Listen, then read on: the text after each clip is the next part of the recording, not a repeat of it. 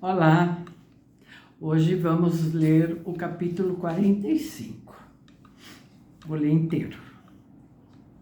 Muito depois de estarem todos dormindo, a não ser os vigilantes do vestíbulo e os guardas, Lucano escrevia seu evangelho da crucificação.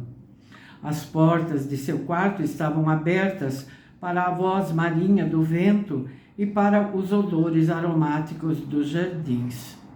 Às vezes, como que em meio de um sonho, o estilo na mão levantava sua cabeça dourada para ouvir o canto selvagem e doce dos pássaros noturnos e o incessante murmúrio das fontes. Em derredor dele ardiam lâmpadas de ouro, prata e vidro, e com frequência, sem os ver, o médico fixava os olhos nos murais. Quanto, pensava ele, tinha Prisco contado e quanto tinha ele visto espiritualmente através dos olhos moribundos do irmão. Prisco não era um jovem de grande poder descritivo. Entretanto, conduzira Lucano através daquelas horas de grandiosidade e terror do Gólgota, de uma forma tal que era como se o médico tivesse testemunhado tudo com seus próprios olhos. Era como se ele próprio tivesse tocado a cruz, tivesse visto nela o homem, tivesse recebido seu esplendente e misericordioso sorriso, tivesse olhado para Maria e se sentido despedaçado de dor por ela, tivesse ouvido os uivos e lamentações do povo. Qual era aquele grito que Deus lançara da cruz em hebraico e que Prisco recordava, mas não podia traduzir? Lucano parou pensativo. Como grego, era preciso no que escrevia, e nada colocaria em seu evangelho a não ser o que Prisco vira e recordava, e o que, através dos olhos do irmão, misteriosamente ele próprio discernira. Enquanto Lucano escrevia, os olhos frequentemente enchiam-se de lágrimas e o coração entumecia-se de amor. Às vezes, não podia suportar a própria emoção e, levantando-se, caminhava em seu quarto, inquieto de cá para lá. Não havia cansaço nele. Ocasionalmente bebia um pouco do doce vinho judaico, ou comia uma tâmara ou um pedaço de pão. E agora também não havia nele desgosto por Prisco. O jovem oficial estava seguro. Vira Deus com seus próprios olhos. O desgosto que Lucano sentia era por sua mãe, por Íris e por aqueles que amavam Prisco e chorariam por ele. Mas eu não posso chorar por ele, pensava Lucano. Ele foi abençoado. Os pássaros noturnos silenciaram e então, subitamente, o ar frio da madrugada foi rasgado pelos cânticos de outros pássaros e as fontes soaram mais próximas. O evangelho da crucificação estava terminado. Haveria outras partes a acrescentar depois de conversar com Maria e os apóstolos. Feixe rosado de sol, fino e tênue, entrou através de uma coluna branca e Lucano levantou-se e caminhou para a colunata que ficava além de sua porta. Jamais tivera vista tão bela e tão pacífica ali do alto daquela colina. O mar, para o ocidente, estava da cor das uvas maduras, fluindo para leste, onde as luzes subiam. O porto agitava-se com altos galeões, seu mais alto mastro branco, apenas tocado de um tom róseo e fugitivo.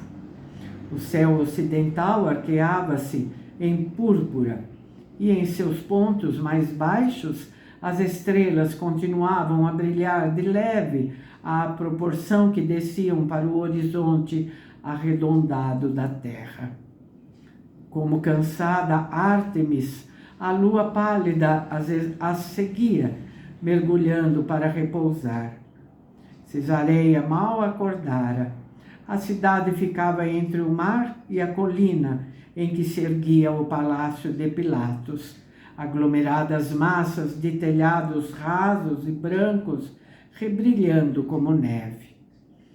Junto daquele monte erguiam-se montes similares, argênteos pelas oliveiras, murmurantes pelas palmeiras e ciprestes, embora alguns fossem despidos como que de bronze. Os jardins, porém, que desciam levemente, afastando-se dos palácios gêmeos de Pilatos e Herodes, estavam viçosamente verdes, cheios de passagens de pedregulhos brancos ou vermelhos, encantadores, com seus frescos caramanchões e canteiros, fragrantes pelas árvores resinosas. O ar puro fluía sobre tudo aquilo, clarificando-se e fazendo-se iridescente à proporção que a terra se iluminava, e as estátuas brancas, disseminadas através dos jardins, começavam a brilhar ligeiramente. Lucano suspirou com prazer e realização. Vento limpo elevou-se do mar e a crista da água faiscou num delicado tom de rosa. O médico olhou para o céu do oriente, amplo e puro, fremindo com luz escarlate, e acima daquele lago de fogo trêmulo, o firmamento tomara um tom de jade, insondável e intenso. Lucano deixou a colunata e voltou para o palácio, caminhando sem rumor sobre o caminho apedregulhado. Franziu então as sobrancelhas. Não havia janelas dando para aquele lado da colina, e em consequência ela era despida e amarela, cheia de saliências sulfurosas. Mesmo a luz que estava começando a aparecer ali era de uma tonalidade limão, como o deserto, e o ar que dela se levantava mostrava-se entorpecido e quente. Lucano passara instantaneamente da beleza para a fealdade. Teve consciência pela primeira vez de estar cansado, e seus olhos arderam. Desceu um trecho da colina, sentindo o desmoronamento da terra amarela e seca sob suas sandálias, ouvindo o retinir dos pedregulhos que saltavam sob seu passo.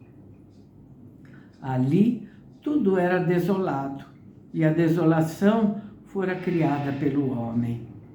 Sentou-se numa das saliências, suspirando e esfregando os olhos.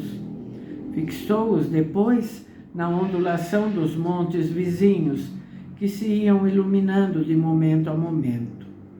Dentro de alguns minutos, o sol saltaria sobre o monte, que ficava mais para leste, como um guerreiro em armadura de ouro. Ouviu então um ruído e um rolar de pedras, e baixando os olhos, deparou com um cão amarelo, da própria cor da terra. O cão, vendo-lhe o olhar, parou e olhou também para ele. Era um animal de tamanho médio, e cada pelo de seu bonito pelame crespo brilhava no ar agudo e despido. Havia-lhe algo de estranho e sinuoso, algo de selvagem e tímido, muito prudente. Sua cabeça rasa adiantava-se, olfateando, e seus olhos luziam como rubis selvagens. Lucano sentiu-lhe a desconfiança e sorriu. Não se tratava de um cachorro de alta raça, elegantemente tratado e mimado, alimentado com as cepipes das mesas patrícias. Aparentemente, fora maltratado, já que olhava irado para Lucano, e o médico podia ver-lhe o rápido movimento das costelas, pois que ele arquejava um pouco. O médico era muitíssimo amigo dos animais. Assobiou de leve, estendeu a mão e estalou os dedos. O cão saltou para trás alguns passos, sem retirar dele seus olhos selvagens. Então, de repente, ficou inteiramente imóvel, a cabeça ainda avançada, os olhos fixos nele, como que espantados. Atrás dele havia uma moita de arbustos empoeirados, ressecada pelo pó amarelo. Lucano sorriu ao ver uma ninhada de 4 filhotes, meio crescidos, saindo dali, gemente e juntando-se em torno do cão maior, que ao que parecia era a mãe deles. Vem, murmurou Lucano, estendendo a mão e estalando os dedos para tranquilizá-los. A cadela ergueu as orelhas e de sua garganta veio como que uma interrogação esperançosa. Então, sua boca abriu-se, mostrando os dentes, num sorriso quase humano de alegria e afeição. E ela saltou para Lucano, subindo a ladeira e atirando-se, mal cheirosa, pungente e empoeirada, contra o peito dele. As patas de unhas agudas plantaram-se nos ombros do médico, e o animal farejou-lhe o pescoço e o rosto, lambendo-lhe depois as faces em beijos frenéticos. Ele não se sentiu revoltado pelo seu cheiro de carniça. Manteve-a nos braços e falou com ela como um pai. Pobre criatura! Lembrava-se de que Deus abençoara os animais da terra bem antes de ter criado o homem. O coração selvagem batia contra o de Lucano, como num anelo e num amor febris. Os filhotes subiram desconfiadamente a ladeira, observaram estupefatos o que fazia sua mãe e examinaram Lucano, cheirando-lhe os tornozelos. Ele continuava a afagar a mãe e a falar com ela, e o animal a ele se agarrava como se desejasse fundir-se em seu corpo. De sua garganta vinha um sussurro inefável de desolação e súplica. Como os animais eram consoladores! Nunca se mostravam maus e viviam sem hipocrisia, de acordo com suas naturezas. Caçavam não por prazer, e sim para conseguir alimento. Tinham inocência selvagem, adorável espírito brincalhão, e sua lealdade era segura e sem malícia. Os gregos declaravam que eles não tinham almas, mas aquilo, com certeza, não era verdade. Tinham almas de crianças, simples e sem astúcia, e mesmo suas paixões eram infantis e não corruptas, como as paixões dos homens. Conheceriam Deus? Quem poderia responder tal coisa com segurança? Incapazes de virtude, eram, portanto, sem verdadeira culpa. Mesmo o tigre audacioso, o leão terrível, o pesado elefante, as serpentes multicoloridas, eram incapazes da verdadeira perversidade da qual o homem era capaz. Portanto, por que Deus não os amaria? A cadela enrijeceu de súbito nos braços de Lucano. Ergueu a cabeça tensamente, rosnou, afastou-se bruscamente dele. Saltou para o chão com um uivo que parecia ao médico, de repente, muito familiar. Ouvira-o na Síria, nas redondezas de Alexandria, nas colinas prateadas da Grécia. Ficou atônito. A cadela uivou para seus filhotes, que saltaram dos pés de Lucano, rodearam a mãe e fugiram com ela para dentro das moitas, onde desapareceram instantaneamente. Eram chacais, o mais odioso e mais odiado dos animais, os transmissores da raiva, os comedores de carniça, os desprezados pelos homens e pelos animais. Lucano jamais os vira antes, pois eram criaturas da noite, os espoliadores.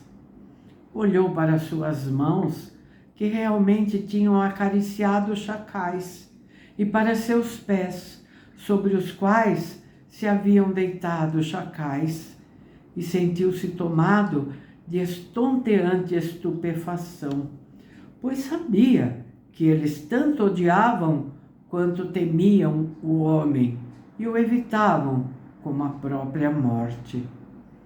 Olhou para trás e lá em cima da colina amarela, quente e empoeirada, viu um grupo de soldados petrificados, entre eles Plócio e Josué, o médico, bem como um homem que ele jamais vira, mas no qual reconheceu um romano. O homem vestia uma longa toga branca, tinha rosto pálido e severo e nariz aquilino. Era calvo e só possuía em torno das orelhas uma franja rala de cabelos escuros. Seus braços nus traziam braceletes de ouro e anéis brilhavam em seus dedos ao primeiro sol. E todos aqueles homens estavam absolutamente silenciosos, com expressões apavoradas. Lucano levantou-se. Achava ligeiramente tolo aquilo de ser encontrado naquela horrível ladeira. Começou a subir. Então Plócio deu um passo para frente com um aspecto estranho. Eram chacais, Lucano, disse em tom esquisito, olhando profundamente para os olhos do outro homem. Sim, eu sei, disse Lucano sorrindo. Preciso lavar já as mãos. Eles são portadores de raiva. A expressão estranha de Plócio fez-se mais acentuada. Eles ficaram sentados ao redor de ti, disse, e a mãe beijou-te. Jamais ouvi falar de uma coisa destas. Estremeceu e ainda olhava para Lucano com olhos maravilhados. Eu não percebi logo de início que se tratava de chacais, falou Lucano, como que compelido a desculpar-se. Então viu que havia lágrimas nos olhos do soldado. Teve um sobressalto. Prisco! Exclamou. Prisco! Plócio sorriu, um sorriso peculiar. Não, ele não está morto. Ele está muito melhor. Parecia abstraído enquanto acabavam de subir juntos a ladeira.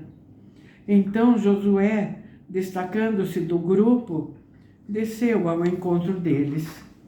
Seus olhos buliçosos estavam úmidos e ele estendeu a mão a Lucano, ajudando-o a subir a montanha em silêncio. O estranho esperava e olhava com curiosidade para o médico. Josué disse uma coisa misteriosa. Não me espanto dos chacais. Não me espanto de não terem fugido dele, de o terem beijado. Nem eu, falou Plócio. Lucano riu. Pobres criaturas, disse. Desejava ir ver imediatamente se seu irmão precisava de assistência, mas agora estava face a face com o estranho. Plócio dirigiu-se a ele. Nobre Pôncio Pilatos, Esse é nosso querido e bem-amado médico Lucano, filho de Diodoro Cirino. Pôncio Pilatos, então o altaneiro procurador de Israel, fez uma coisa sem precedentes. Levantou os braços, descansou-os nos ombros de Lucano e beijou-lhe o rosto. Os outros observavam, estupefatos, pois aquele homem frio e imperioso, habituado a adulações, jamais falava, a não ser de maneira impessoal, rapidamente, fosse com quem fosse, como se homem algum fosse digno de sua consideração. E Lucano pensou, aqui está o homem que tentou salvar Jesus, mas a plebe do mercado, assassina como sempre, não consentiu que ele o fizesse. Também teria ele se emocionado como Prisco? Pilatos sorria-lhe, os pálidos sulcos de suas faces se aprofundando. Ouvi César falar muito de ti, disse ele. Uma vez, César me disse, um dia encontrei um homem justo, incorrupto e bom, sem artifício nem avidez. Seu nome é Lucano e ele é médico. Recordo-me dele nos meus momentos mais tenebrosos. Lucano corou, embaraçado. César me honra muito, disse, mas isso não é verdade. Eu fui o mais cego dos homens, o mais amargo, o mais irredutível e sem mérito. Pilatos tomou-lhe a mão e examinou o anel de Tibério. Há muito tempo o possuis, mas nunca o enviaste a César e nunca lhe pediste nada. Só isso já é maravilhoso. Examinou então o anel de Diodoro. Usas este anel com dignidade, Lucano. Suspirou. Mandei minha esposa para Roma, pois está doente do espírito. Parou e depois recomeçou. Mas tive um sonho, 2 noites atrás, dizendo-me que devia voltar para cá. Acredito em sonhos. Minha mulher teve um dos mais estranhos, bem antes, e eu devia tê-la ouvido, mas não ouvi. O sonho falou a verdade, nobre Pilatos, disse Josué. Tomou o braço de Lucano delicadamente. Vem, vamos ver teu irmão, que deseja falar contigo. A ansiedade de Lucano retornou e ele esqueceu de maravilhar-se ante as palavras de Pilatos. Ele dormiu durante a noite, está sentindo dores? Dormiu durante a noite e não está sentindo dores, falou Josué, num tom ambíguo. Olhou longamente para os olhos de Lucano, como se ali procurasse algo. Lucano começou a andar depressa e agora somente o médico judeu o acompanhava, o qual disse, enquanto subiam os degraus de mármore branco que levavam à casa. Nícias está junto de teu irmão. Não fala e chora. Por quê? Exclamou Lucano, tomado de pressentimentos funestos. Tu verás por quê. Eu te digo, teu irmão está muito melhor. Lucano começou a correr e Josué bufava atrás dele, exclamando, já não somos jovens e eu não sou um atleta como tu, meu querido Lucano. Mas este corria como o vento, através dos brilhantes aposentos iluminados pelo sol, e chegou ao apartamento de Prisco. Quando um escravo abriu a porta, Lucano atirou-a para trás, precipitadamente.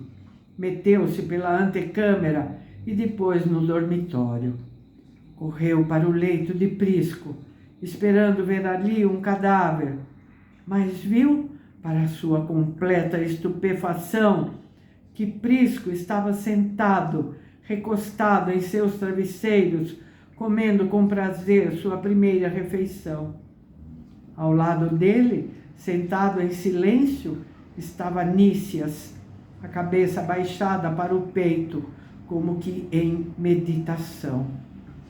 Bem-vindo sejas, disse Prisco, pousando uma grande taça de leite de cabra. Querido irmão Lucano, tu me ajudaste. Dormi como uma criancinha a noite passada e acordei sem dores, apenas esfaimado. Lucano fixou os olhos nele, estupidificado. O rosto magro de Prisco estava liso e colorido, com um rosado levíssimo. Seus olhos fundos irradiavam mocidade. Ele estendeu os braços. Eu poderia sair agora mesmo desta cama, pois estou bem, disse ele. Olha para mim. Tenho o aspecto de um doente? Mas preciso ficar aqui. É o que esses doidos médicos dizem quando a saúde lateja alta e forte em meu corpo. Nícias levantou-se e fez uma profunda reverência a Lucano. Oh, Esculápio, murmurou o médico, realizaste um milagre. Apanhou a mão frouxa de Lucano e beijou-a humildemente. Tinha os olhos cheios de lágrimas. Eu nada fiz, a não ser rezar por ele, gaguejou Lucano. Isso foi o bastante, disse Nícias. Deus nega alguma coisa a seus irmãos? Isso foi o bastante, disse Josué. Deus nega alguma coisa aos seus escolhidos? O peito de Prisco ergueu-se num profundo soluço seco e ele encostou a cabeça no braço do irmão. Em meus sonhos disseram-me que quando meu irmão chegasse, ele me libertaria da dor. Lucano levou a mão à fronte, esfregando-a, estonteado. Não compreendo, murmurou. Então afastou num repelão as cobertas de sobre o corpo do irmão. Apalpou-lhe o estômago, o fígado e as glândulas.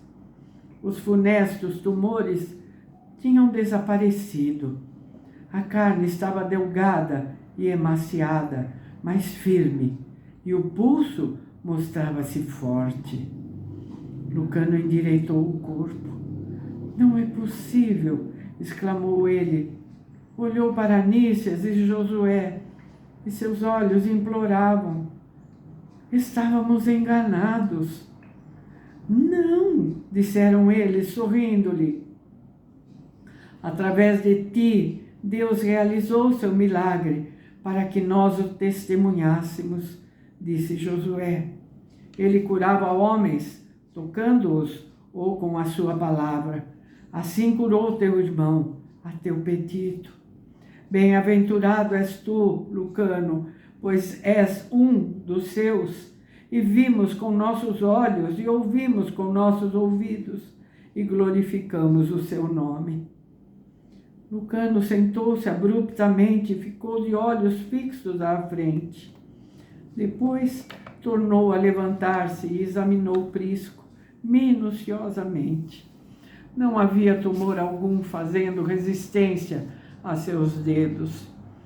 O soldado levantava um cacho de uvas e comia-as com satisfação. Os olhos estavam pousados com suavidade em Lucano. Eu sabia que tu me podias ajudar, repetia ele. Conhecia minha doença e ela era mortal. Tu, porém, me curaste. Lucano sentou-se e desviou o rosto, onde as lágrimas corriam. Oh, que me tivesses escolhido a mim, que te odiava, exclamava ele consigo mesmo. Oh, que condescendestes comigo quando eu te rejeitava, através de todos os anos de minha vida. Perdoa-me, Pai, pois eu não sabia o que fazia. Voltou o rosto para os médicos e disse: não fui eu quem curou meu irmão, mas apenas Deus. Não sou eu quem tenho mérito, mas apenas Deus. Louvado seja Ele, porque é bom e misericordioso, e ouve seus filhos, e não os aflige sem razão. Josué mergulhou os dedos em vinho e traçou a figura de um peixe sobre o mármore da mesa. Em grego, o que é isto, se arranjado como anagrama? Perguntou ele a Lucano. Cristo, disse Lucano. Este é o sinal dos cristãos, falou Josué. Tu os encontrarás por este sinal.